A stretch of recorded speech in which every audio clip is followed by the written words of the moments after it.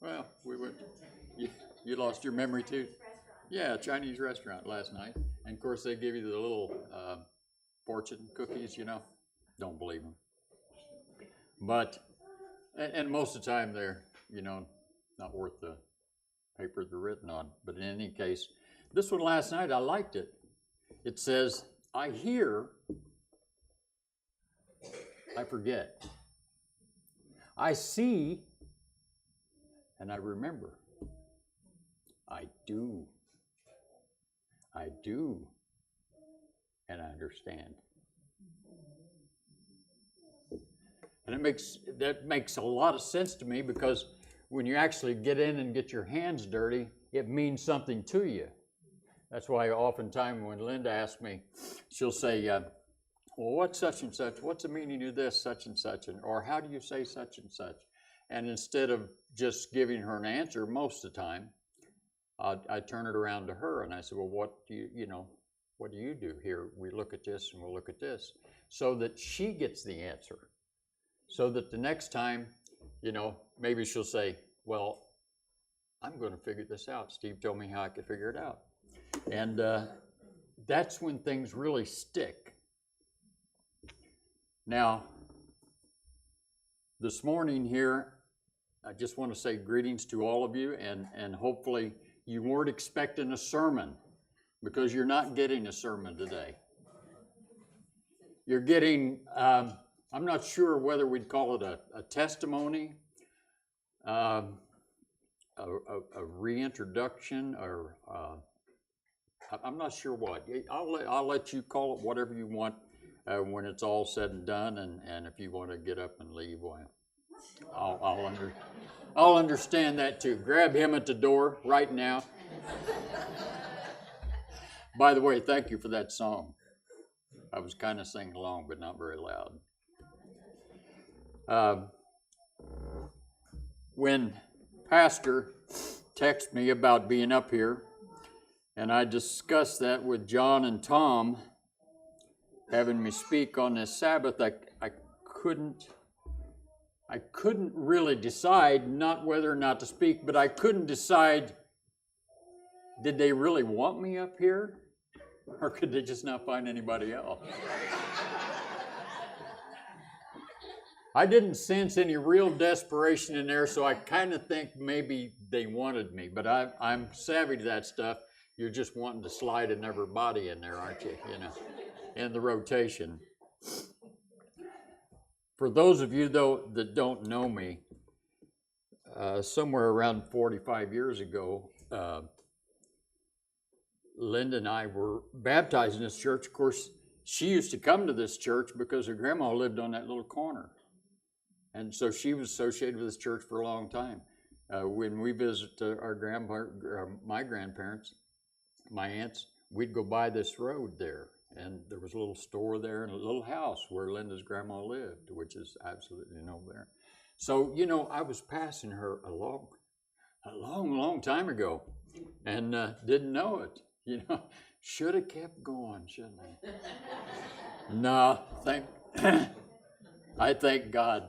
I thank God. But anyway, if I just didn't know for sure, what to do, what to speak. But then I decided, yeah, and then if either one of them was going to be here, say, here's what you're in for, Okay, settle back, you'll regret it the next time. What I want to do today is share with you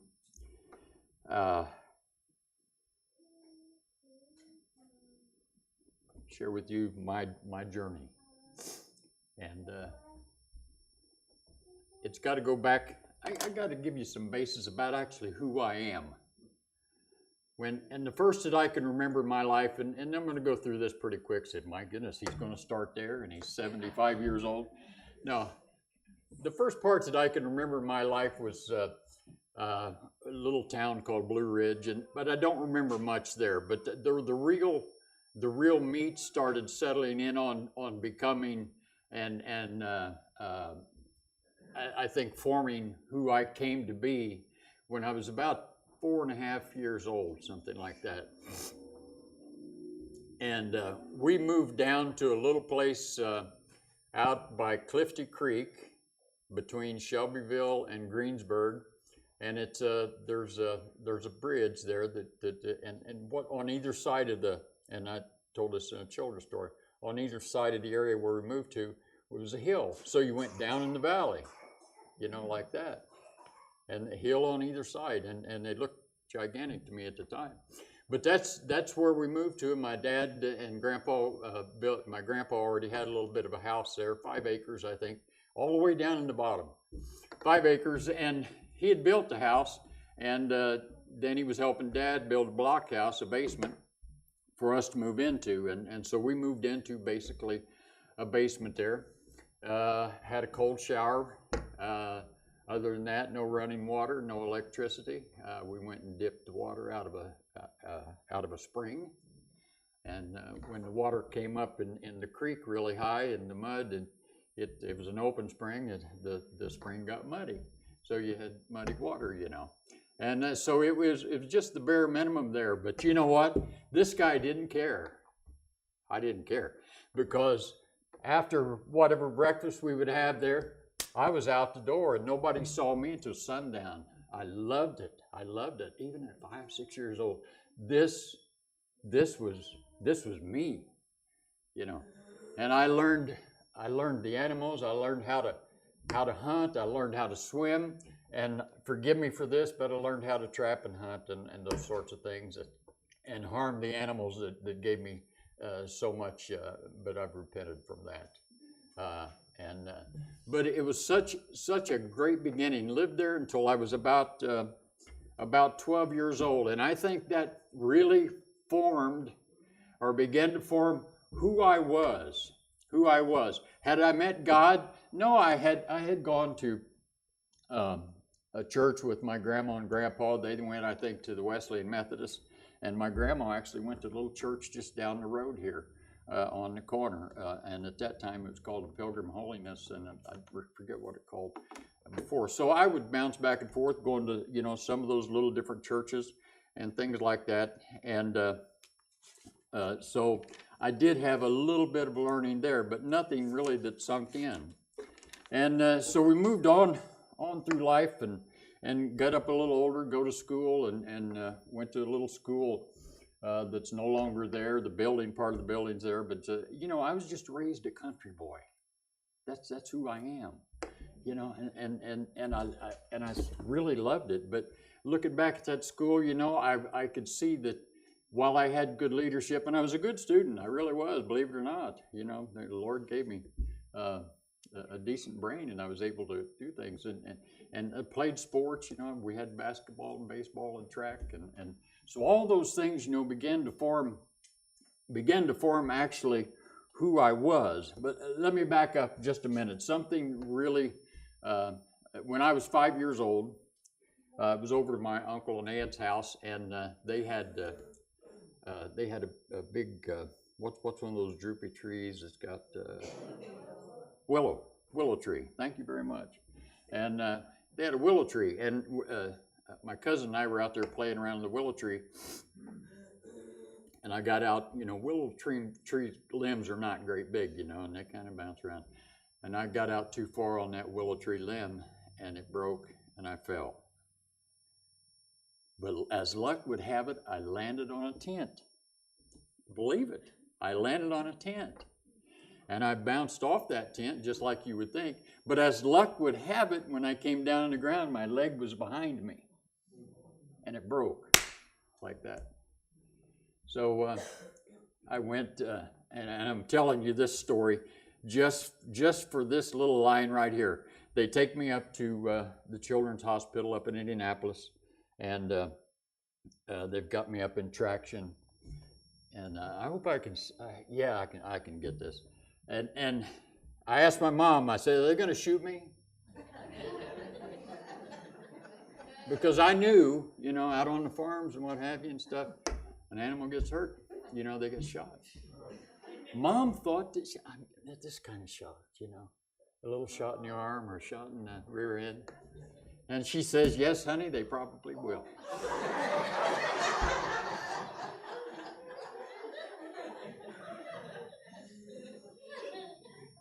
and I accepted it. And I do remember that.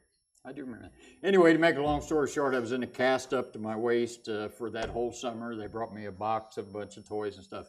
Anyway, that made it through, made it bearable. It didn't have a great impact on my life except to just to know that, you know, you got to be a little more careful maybe than what I had been around that. But I broke that leg and you know, I came out of that okay. Went on, you know, as I said, to school. Had a plan, going to go to school, go to barber school. I became a barber. I was going to be a barber and work my way through college, and, you know, I had it all laid out. And I started drinking. And I'd done the barber school thing just fine, you know. And then actually I got a job. I was making money hands over fists, you know, $1.50 for each haircut. My goodness, you know, work until 8 o'clock. But you know, most of my other classmates were in college or what have you, and so they weren't making any money yet. So I'd be flashing out my, you know, pull out my, because the guy I worked for would pay me cash, and you know, I'd flip it around. But anyway, so but I started drinking, which was a big downfall, and but did end up going to college.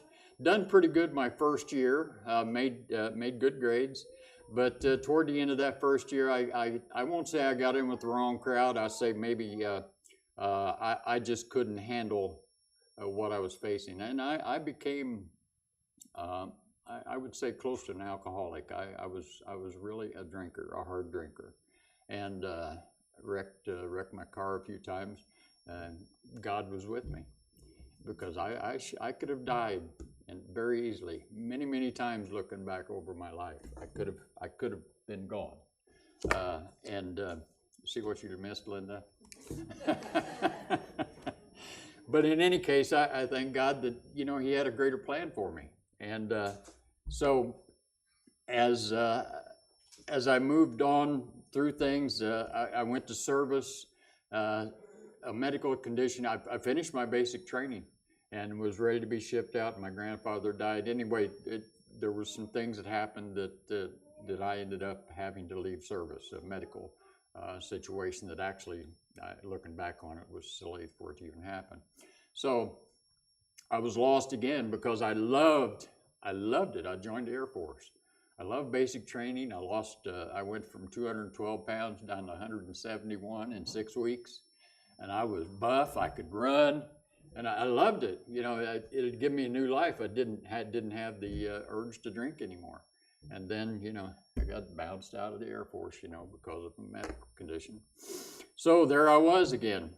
And so what did I do? I went back to the drink. And I'm not going to dwell on that, but you see, oftentimes if we don't have something that's good and that gives you it calls you. You know you have to do it. You know you have to do it. It calls you. I didn't have anything at that point, and I was just wandering around. And then one night, a few years later, I was riding around with my friend in Shelbyville, and these two girls pulled up beside us, and I couldn't believe they were flirting with us, you know. But one of them was her. And she had a cousin there that she says, well, you know, she, very shy girl. And I didn't know the connection here or anything. But she kept saying, you know, you'll like my cousin better. She's prettier than I am, blah, blah, blah, blah. And I said, well, you know, you're telling me to make a judgment call on something that, you know, that I don't believe what you're saying. You know, I see past what she looks like. And besides that, I said, you're prettier than she is.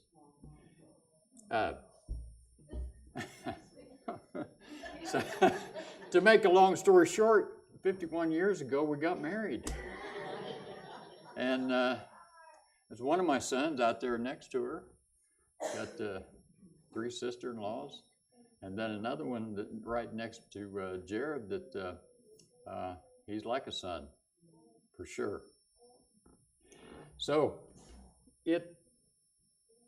that was kind of the shaping of my life. But when I married her, as I said, I didn't know. She was raised right in Shelbyville, and her grandma was right there. She knew this church as it came up and always knew it. Never really strayed very far from it.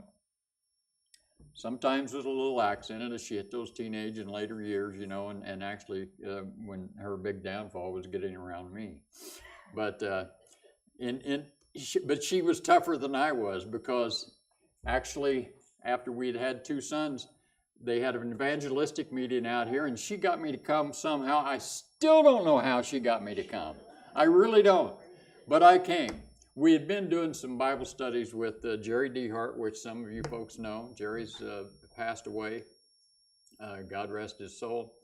But anyway, I said, okay, we'll go to the meetings, So we come to the meetings, and am I bored? No, I wasn't. I was, God had turned on something in me that said this was something that I desired. So I was baptized and became a member of the Shelbyville Seventh-day Adventist Church. And that was almost 45 years ago. And so back when there was no new part on the church, back when this floor had no carpet, back when the gravel out there was pretty light, it wasn't unusual to get stuck in the mud. So I was around to see a lot of early changes in that, and to be a part of it, and was glad to be a part of it. Was still here when the new addition was built on. But as I moved through in the church at that time, and there was that particular time of the evangelism, we got a pretty nice crowd of people that came in, and including myself. I'm not saying that I was so nice, but anyway, so that it was kind of a little bit like the church is now. We've got kind of an older segment that just loves the fact when we see some young people come in. And I was one of those young people, me and Linda, and quite a bit of another group, Bobby Joseph, who ended up becoming a pastor, and some others. And so it was just kind of fun. But then they moved me into speaking every now and then, and then to become an elder, and then at one point later on I became a head elder. The problem was that as I was moving up in the church, I was moving down in my relationship with God. I hadn't really moved toward that.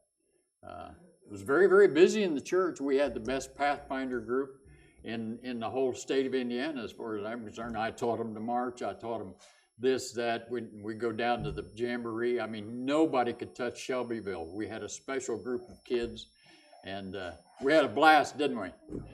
We really did. So, I really got involved in these other things, and I'm not sorry for a single minute I spent on the kids, because we went to the jamboree up in Pennsylvania when they had that. So very involved with that. But the more involved I came in those things, the further away from God I became. To make a long story short, in 2020, I called, 2019. I called, the pastor came out to visit us, Pastor Case, and I told him, I said, I'm leaving the church and moving to Florida. And talk about shock. I mean, he goes, whoa, and Pastor Case is still alive. He's having some problems with, I think, Alzheimer's. But in any case, God bless his soul. He was a good guy, but I broke his heart that day.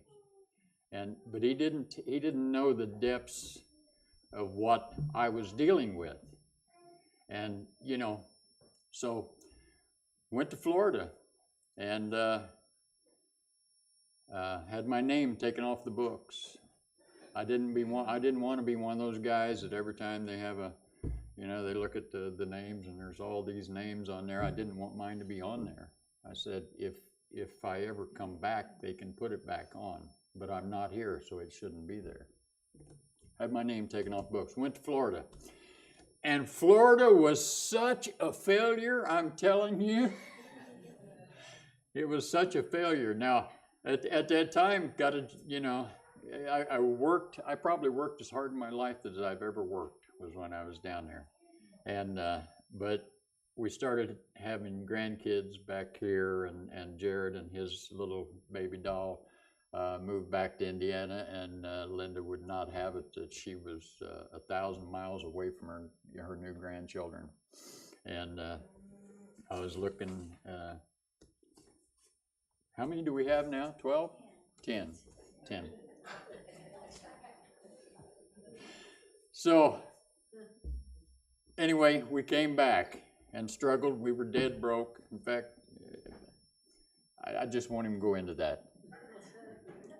But we came back, and I went to work, and she took care of everything else. And I'm glad to say that somewhere down the road, when Linda was coming out here to church, I showed up at prayer meeting.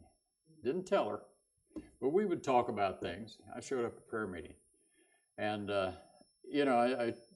kind of cautioned her, don't get all excited. I like talking about this.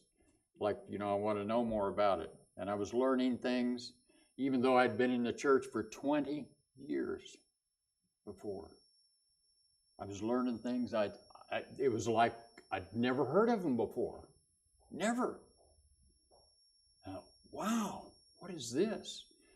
So I started really, really digging into prayer meeting, because it was so enlightening, learning so much, giving me strength, giving me understanding I never knew before. And it became my.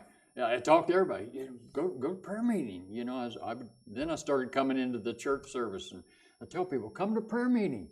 You learn so much, and we interact, and it's things. You're sitting there right now, and outside of a few laughters and some thumb down I saw a while ago. You don't get to interact with it. Prayer meeting, you do. You get to learn. You ask questions. You get things answered, and so I was really, really into that, and I just couldn't get enough of it, and so we just kept moving on through that, and the Wednesday night study was the tool that really brought me back, and so that just moved on to a point to where, I was just say, hey, God is in control, and He has, as I look back, I see that He was in control all the time. You see, the only problem was I was in rebellion, and that's tough to work with. But what a God we have that just will not give up, will not give up. And I was talking, of course, my boys have seen me on both sides as it goes, and I told them I'm going to go back to church, and basically I take a look at it and say, okay, I'm 75, and if I stay healthy, maybe I live to 85 or 83 or whatever. And I said, then what? I don't believe, I totally 100% believe in God, the Creator. And I said, He's given us Jesus Christ. And I want to share with you what very quickly here, my vision of Jesus Christ. When I look at Him now, and people just say, well, yeah, Jesus Christ died on the cross for me. He didn't just die on the cross for you. If you go back and look at it, you saw the anguish that He was going through prior to the cross. And then when you see Him up on the cross, and He says, what did He say? Father, forgive them, for they know not what they are doing. Okay, they know not what they're doing. And he's looking out, and what He is dying for, what? He's dying for my sin, your sins, all sins. You're just talking about all the sins that are going on right now? No, all the previous sins, all the future sins, all the sins Jesus Christ died for. And as He looked up And he says, what did he say when he looked up?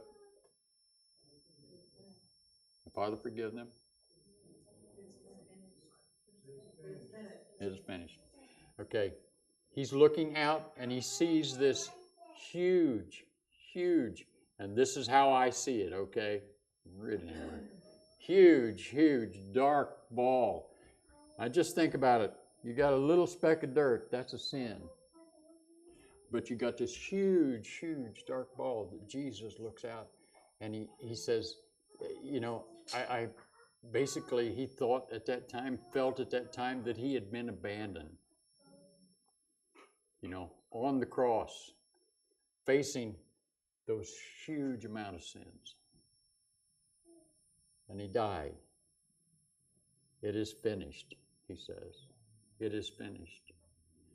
His life was finished, but also the plan, the culmination, the end of the plan, the part that makes the plan work is Jesus Christ as a man dying on the cross, giving up his life, letting the blood flow so that you and I might have that opportunity for the forgiveness of our sins. So that I learned coming to Bible study, it occurred to me, okay, when God looks at me, he doesn't see me and my failures. When God looks at me, he sees in front of me Jesus Christ and his death for me. And he looks, you know, I don't have to worry. Does that mean I can just keep on sinning? No. Not at all. Not at all. But I know that my endeavors, whatever, I can try to work my way to heaven. I can do the 10 Commandments. I can say, check me off, and it'll never gain me a thing. But if I claim Jesus Christ as my Savior, if I claim him and let him lead me, then I will see you all in heaven. John 3:2 says, God will complete what he started. And I think that's exactly what he's going to do. And I've kind of rambled here somewhat today, but I want to tell you that I am tickled to death to be able to get up and share this with you. And I'm hoping that at some point, if there's someone out here that's been touched by my testimony, by what has happened to me, by God's plan, by revealing to you what I think what God's plan was for me, that you know that it can be for you, anyone else you learn. If you're having issues with your life, be able to speak to somebody. And I want, my prayer today for this church is that we all grow super, super close. That I never walk by a face that I've seen 2 or 3 times and never said anything to them. I want us to be super, super close, super friendly. I want them to see the love of Jesus Christ shine through me. Thank you so much today. Let's open our hymns to hymn number 92.